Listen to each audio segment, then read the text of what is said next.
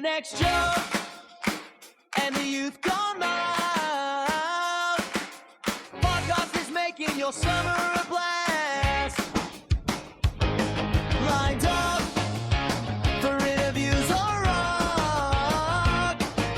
Legends in the game and new blood trying to make a name. Streaming everywhere. Yeah.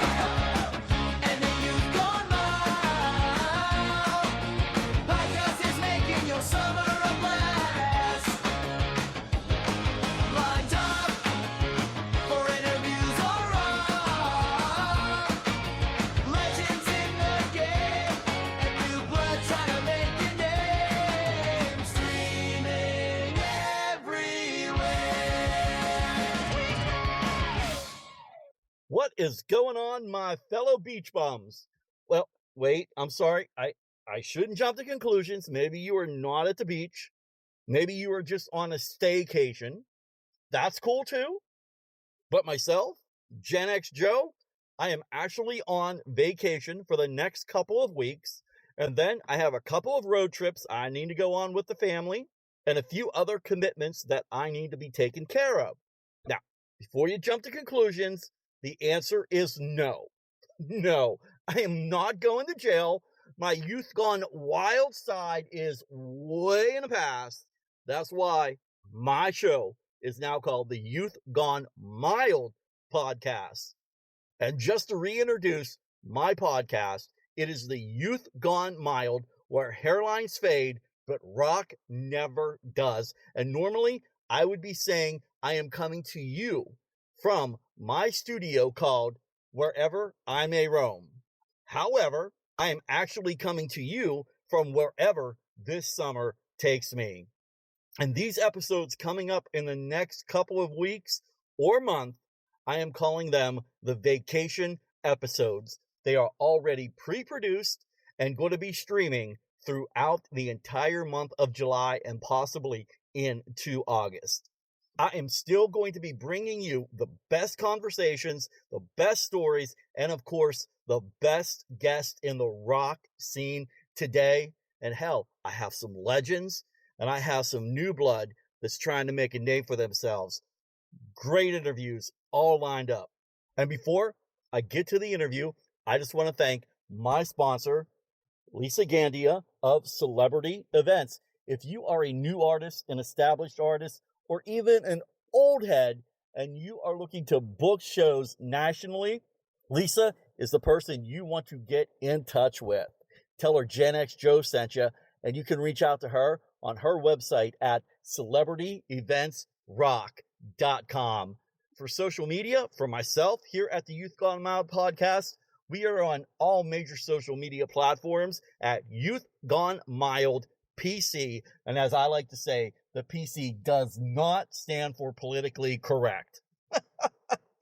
All right, so it's time to kick back, crack open something cold, enjoy that sun, the sand if you're at the beach, and most importantly, the sound of the Youth Gone Mild podcast. I am in vacation mode, and these are the vacation episodes of the Youth Gone Mild podcast. Here's today's interview. Hey, JD, how are you?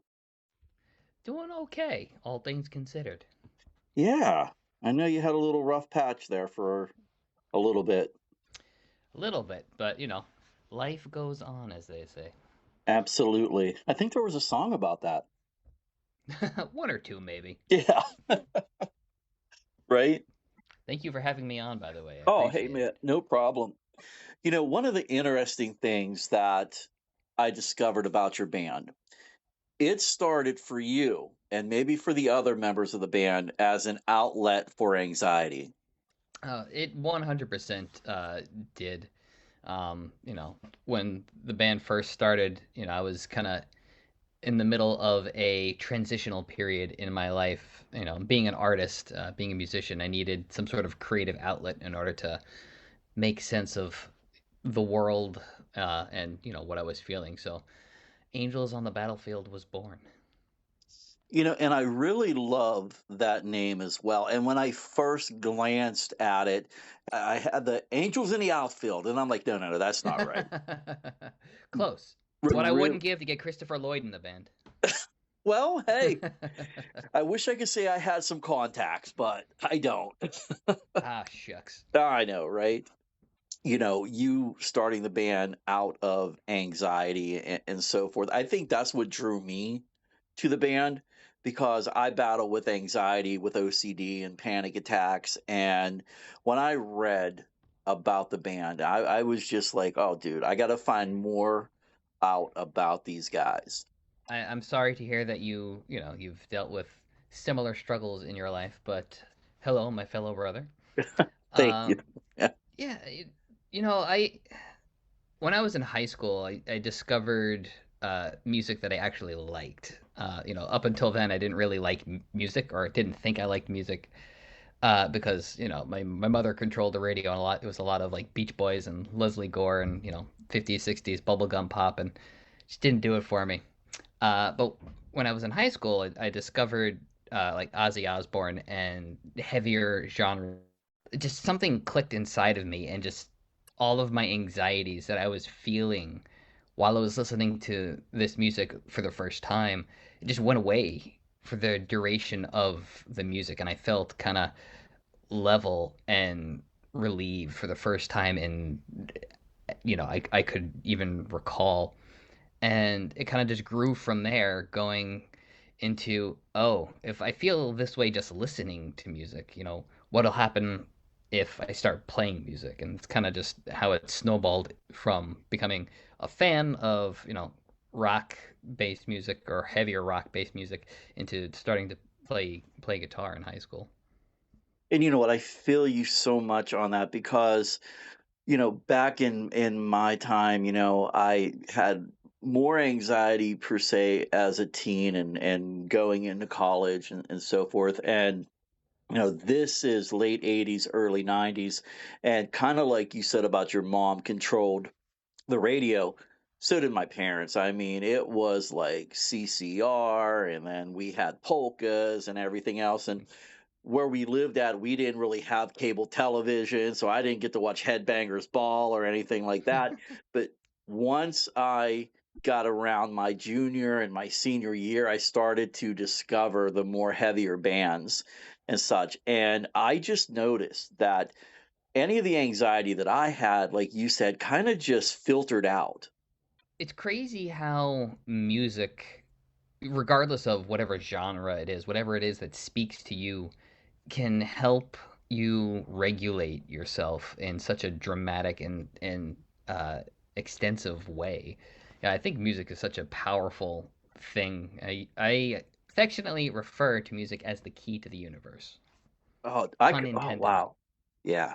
There are stories out there how, some people who may have dementia or different disorders, they may not remember their families and their names and such, but if they hear a certain song, those lyrics come right back to them, and they can almost tell you what band that is, and will sing along as well to the song. I feel like there's been a few different examples of this, but there's been videos of elderly people who are like in their 80s, 90s, hundreds, who have severe dementia, can barely even talk, if they even can. But they're put in front of a piano, and just they just start playing like they've been playing literally for like 8, 9, 10 decades, and it's just a masterpiece. And I forget who it was. Was it Tony Bennett? Uh, I think it was Tony Bennett, um, who had like severe dementia before he passed. If I'm wrong and it's not Tony Bennett, I apologize, but I'm pretty sure it's Tony Bennett. But he had severe dementia, uh, before he passed, but he was still physically able to go up and perform. So he was doing these performances with Lady Gaga. I believe it was in Las Vegas. Again, not 100% sure, but he'd be unable to function in everyday life without the assistance of his family and loved ones. But the second he stepped up on stage and heard the music, he just was able to perform like nothing was wrong up until the day he passed. It's amazing. Do you think instrumental music can sometimes communicate pain or anxiety or anything more honestly than lyrics can? That's a tough question to answer because I am a firm believer that any piece of music that is created genuinely from the heart is able to convey properly the message it's trying to convey. I don't necessarily think instrumental music is better or worse than music that has lyrics at conveying a given emotion or feeling. I think that just comes down to the person or the people writing the piece and how they feel, and then the people who listen to it who are able to connect with it. Perfect example I think also is like if you were to listen to music in a language that you don't understand. You know, a lot of classical music is in Italian or German, and I don't speak either one of those languages. But I can listen to classical music that has, Italian or German lyrics, and it can hit me, in the proper way. I don't know what they're saying.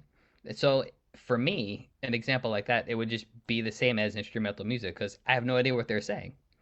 A band like Ramstein, I don't speak German. They're speaking almost totally in German. Not all in German. They do use a lot of English. But again, I don't understand most of what they're saying, but it still hits me, and with a lot of power and emphasis, and it connects with me. So, what made you decide to start a band that was all instrumental and not have a lead vocalist? Well, when I first started the band, it just was just me, and I was just writing stuff uh, that I needed to get out. And for me, guitar was just how I processed everything. It still is to this day. Um, in the very early stages, I experimented a little bit to try to see like, oh, let me try writing lyrics, um, just to see if I could do it, see if I liked what I was doing. Um, but it felt forced when I did it because I felt like I was just trying to add on to what I felt was already done. Um, but I stuck with the idea of trying to add vocals, so I looked around for a while to try and add a vocalist, but I hadn't found anyone that connected with the artistic vision long term for the project the way I was envisioning it. So it kind of just led to like a lot of like budding of artistic heads, and so it kind of just you know the idea of adding a long-term vocalist kind of like fizzled out. I mean, that being said, I'm totally down to work with a vocalist here and there to be like, oh, let's work on this project. It'd be really cool to work with, say, just throwing it out there, Jesse Leach from Killswitch Engage. Fingers crossed. There you go. I take it you're a fan. Oh, Killswitch Engage is the band that made me want to play music for the rest of my life. Oh, wow. I find that Jesse is such a passionate lyricist and performer. So like when he records, he not only sings the songs, he performs the songs. So, like when I listen to him singing, I feel what he's trying to convey. And then Adam and Joel, the two guitar players, just blew my mind with how they just work so well with each other back and forth. Most of the time they're not really doing anything too quote unquote technical, but I just love their play back and forth. Like there's just always something going on with either one of them, and they're always complimenting one another. And I taken that to heart in my own compositions because I just feel like there should always be some sort of like guitar dynamic. Even though there's only one guitar player in Angels on the Battlefield, but still, I write for two guitar players. Well, speaking of a bunch of talented musicians from Killswitch, you assembled a lineup of musicians from some wildly different backgrounds, and they're all talented as well. I actually they're all friends of mine that I've kind of just met throughout my career, basically. Um, so I moved out to LA in 2014, and I met Eddie, the drummer, um, in 2015 because he used to play in Necrogoblicon. And I was in that circle for a little bit, and I just kept in touch with him, obviously, since then. And then through the Necrogoblicon circle, met Jason because Necrogoblicon toured with Butcher Babies, which is how that whole link up started. And him and I just hit it off right away. Like, him and I have very, very similar sense of humor, and he's literally one of the most down to earth human beings I've ever met in my entire life. And I also blame him for Angels on the Battlefield going in a more serious quote unquote direction, because during COVID he's the one who's like, you have these demos, what, let me record some bass for it. JD, how about we try doing this? Why don't we do this why don't we do this seriously? Kind of kept giving me this push. And then there's Chris, who I met at a networking event, geez, I don't know, like 7 years ago at this point. I've lost track of time. But he's also an amazing, amazing, wonderful human being. He's a fellow sci-fi nerd, so I can nerd out with him on like all the Star Wars stuff, all the Star Trek stuff. And he's also an amazing composer. And when after Jason gave me the push to start doing some more demos, I was just showing Chris some of the stuff because I just wanted his opinion. And he's like, "Oh, this is a really cool track." I sent him like one of the simple ones. He's like, "Do you mind if I add some strings to this? I think it'd be cool." I'm like, "Yeah, sure." And he sent it back to me. I'm like, "Holy shit, this is like a completely different song. Like, this is amazing." He's like, "Yeah, this is a lot of fun. Do you mind if I join the band?" And I'm like, "Please." Oh, wow. And there you have it. It all came together.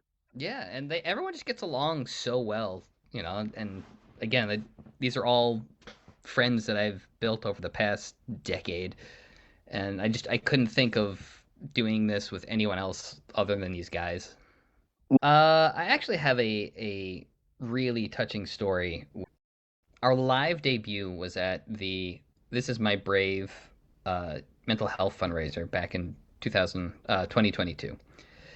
And after the show, we were the last performance. So after the show, everyone got off stage.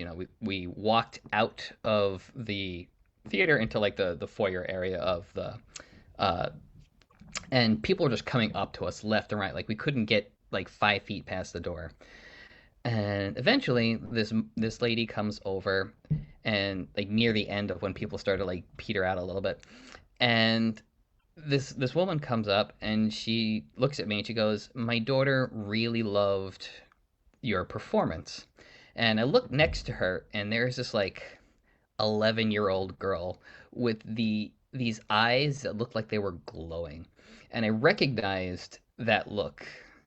It was the same exact look I had in my eyes when I realized that music was what I wanted to do with my entire life. Like, after my first heavy metal concert, and I realized, oh, this is my purpose in life. Like, it was that look.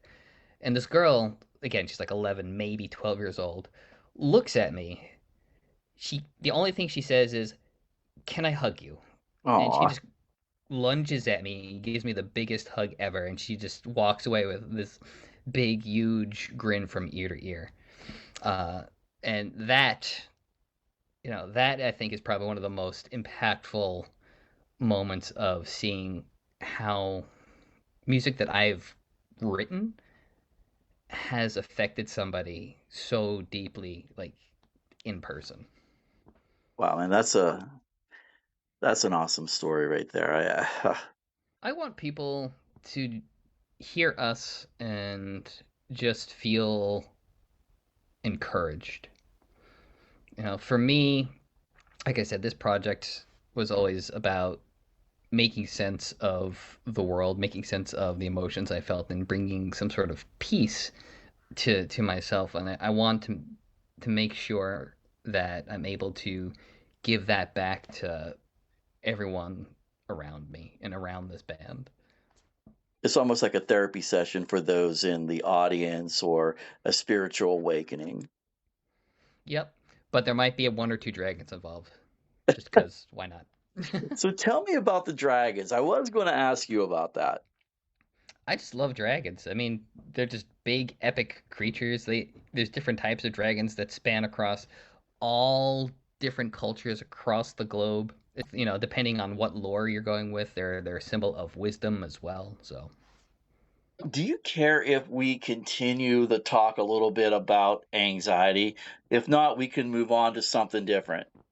yeah, I would love to, chat about that. I'm all about being open. So, for you, what do you think is the most misunderstood thing about anxiety from the perspective, of course, of someone who lives with it?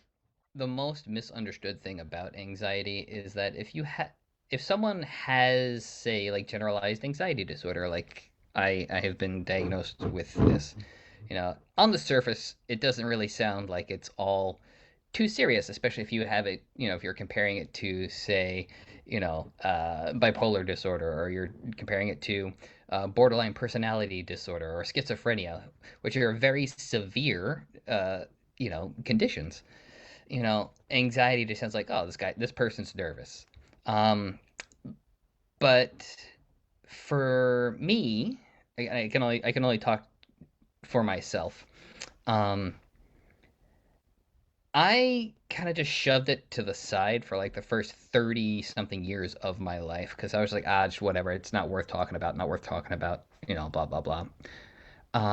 And I also had this misunderstanding of what therapy was like, and there's this taboo around going to therapy as well, which thankfully is starting to go away. But I think the most misunderstood thing about anxiety is that if you have something that's constant, even if it's just like a little bit, like a tiny little thing, the fact that it's constant all the time, Hmm. it can be so draining. Um, and I've talked about this before. Saying that, like, for me, before I realized what was going on, like I always could recall the sense of dread in the back of my mind, even as a kid. Like I don't have any recollection of my life not having the sense of dread with me. And it wasn't always like this, like, oh my God, something's gonna happen, something's gonna happen. And I was just like frightened all the time. There was just like that sense of waiting for something to happen. Like I know something bad's gonna happen, but like I'm able to function, but like it was just always there. But imagine being on alert for 30 years. Like that feeling is emotionally and physically draining over an extended period of time.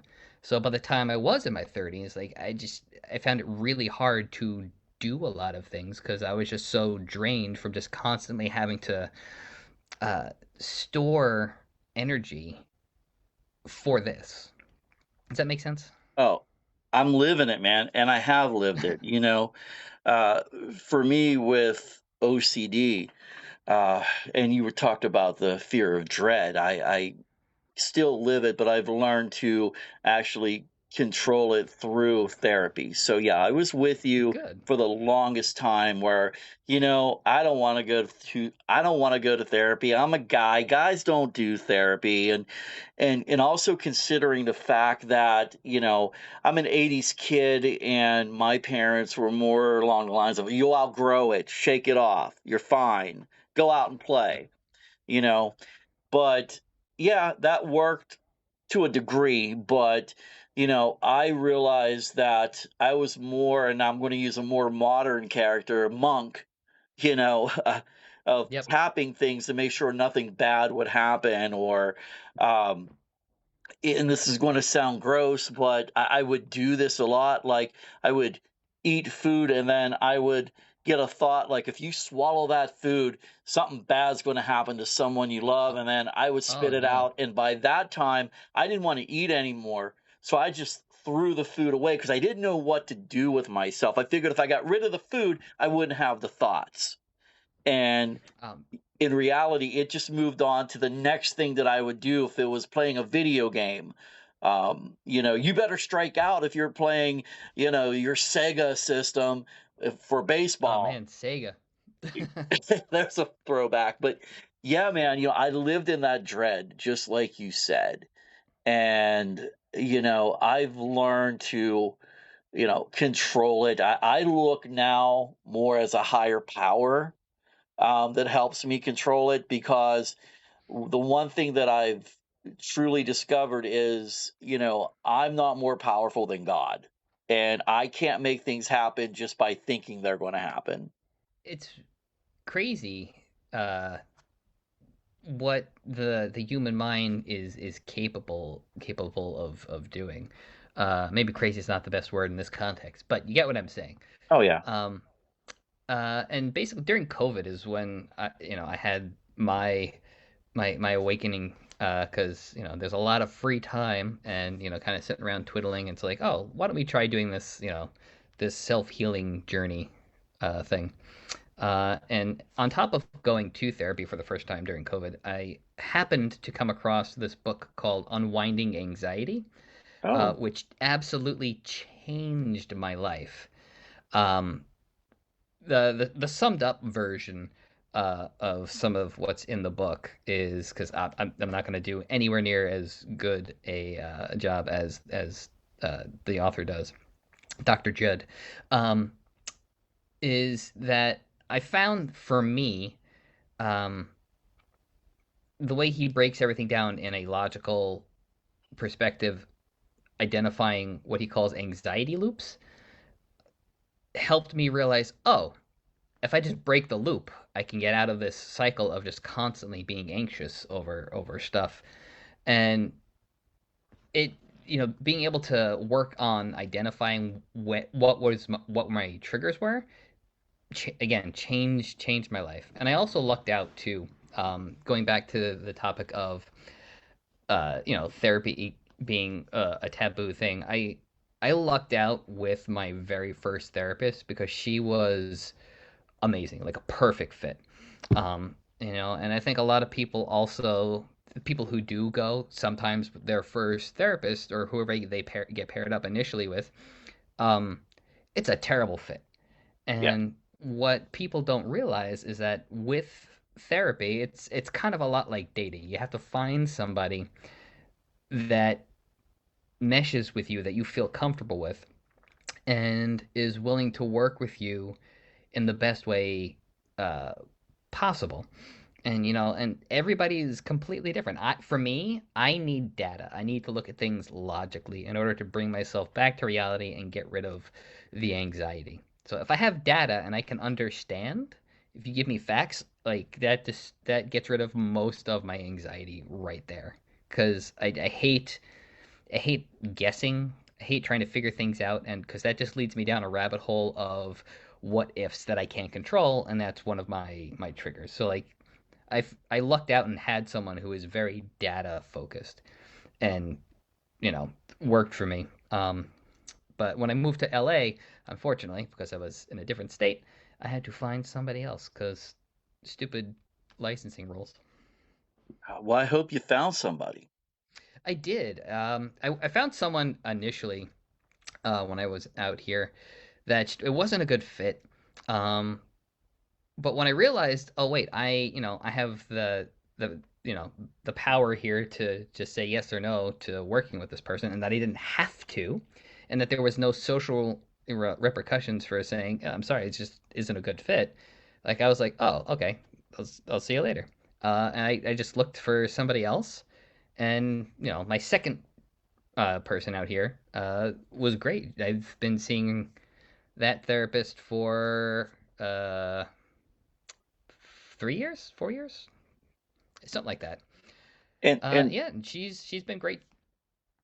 and I think the thing is, breaking that stigma of, whether it's a mental health disorder or going to therapy. If I don't know your exact age, but I'm 52, and I was I don't so. believe it. What's that? I don't believe it. You don't look a day over 39. Oh, you lie so well. But anyway, but I still have that old school mentality. And in 50 years, I'm learning to break that. And I don't want to say succumb, but that's the only word that's coming to my mind, to be open, up with therapy and such like that. And it definitely does help. And what you were saying about, data, see, that could not work for me, and I'm glad it's working for you. But for me, I need someone to just more listen to what I have to say, not agree with me, because if you're just agreeing with that person, you're not getting anywhere. But Agreed. at the end of, or towards the end of the session, let's summarize with the therapist, and then they tell me and pick apart what I had said, and maybe rearrange it to fill in some holes that I didn't see. So that, to me, that's what works for me. That's a very good exercise in general, because you know another issue that people might have is just you need to vent, and Yes. sometimes you don't vent to the people closest to you, whether because they're the ones who are done something. You don't want to just say, hey, you're a dick, because ultimately you don't want to hurt that person because you care about them. But or you just there's always this sense of um social repercussions that we don't want to say things because we don't want to offend somebody or potentially damage the relationship that we have. So being able to talk to a therapist without having to worry about any kind of social repercussions is its own kind of freedom. And then being able to finally get out the thing that's on your mind that hasn't had a release, you're able to give that thought some sort of, you know, physical embodiment, and you're like, oh wait, now I can think about this in a different way. One of the exercises that my first therapist gave me was journaling, uh, which is kind of like a similar thing where you would sit down with your therapist and you would get the ideas out that way, whereas I would just write it write out my thoughts on a piece of paper. And the way that I did it is I would just be like, oh, this thing's bothering me. And I would write out the thing that was bothering me. And then what I would do is I would bullet point, oh, I'm bothered by this thing because of this, which is because of this, which is because of this. And then I'm also bothered because of that. And then eventually I would just break down the whole thing and get to the real root of what I was doing. And I'd be like, oh, I didn't even realize that that was a thing that I've been holding on to for the past 15 years. Yeah, it's all about connecting the dots. I've journaled too. It's such a great tool that again, another thing that has a little bit of a stigma that is just like, oh, it's just angsty teens writing their diary or their journal. And it's like, no, if you need to just get your feelings out because you're a human being and you have emotions and you need to regulate yourself in a healthy manner. Right. And you said the key word there, diary. One of my friends, not a best friend, but one of my friends, and I don't want my best friend to think that this is who I'm talking about. But one of my Anonymous friends, friend. when I started going to therapy, I didn't want really too many people to know, but my wife was friends with, their wife, and she had mentioned that I was going to therapy, and he goes, "Oh, what are you doing? Writing a diary now?" And I'm like, "Oh man, here it comes." But I let it go, but that still weighed on me, like, oh man, what am I turning into? But I kept focused. I stayed with it, and I don't want to say I still do it to this day, but I will catch myself doing it at times when I am very much overwhelmed, and then I will reflect back on that and kind of do what you do. Yeah, it's also interesting too that going off of the light ribbing your friend gave you, um, is I think again I'm using an example that I have with one of my brothers. Like him and I are just sarcastic assholes to each other, just because that's just our dynamic. And we both know that at no point in any of our like ribbing do we mean anything like by it. But we both know that when push comes to shove, if either of us needed anything, we would just drop what we were doing in a heartbeat, no questions asked. We'd always be there for one another.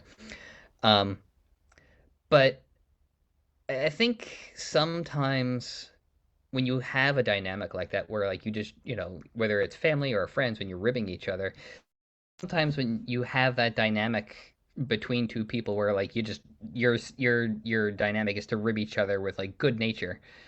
When you open up with something that's you're a little sensitive about, sometimes the ribbing can be misconstrued as judgmental. So, and I think that is another reason why a lot of people are hesitant to mention, you know, being serious and talking about going to therapy, um, because it's just when you have that specific dynamic to like suddenly shift gears to something more serious can feel really jarring. Yeah.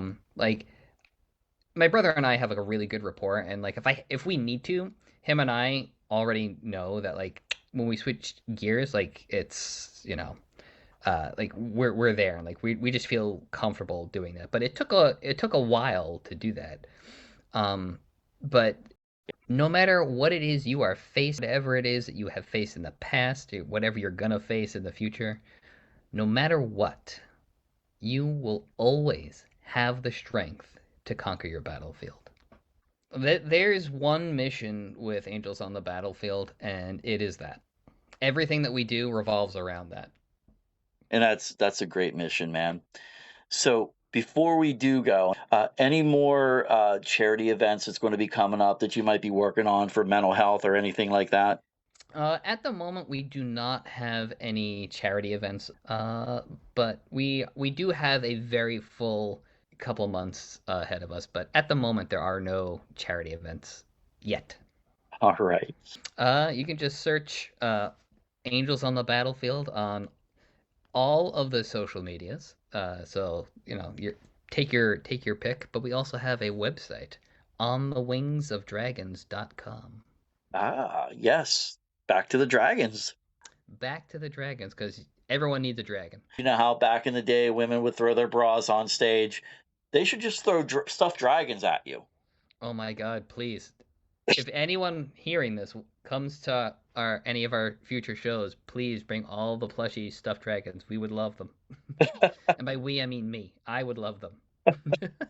Hopefully I didn't create a monster with that. Oh God, that would be great.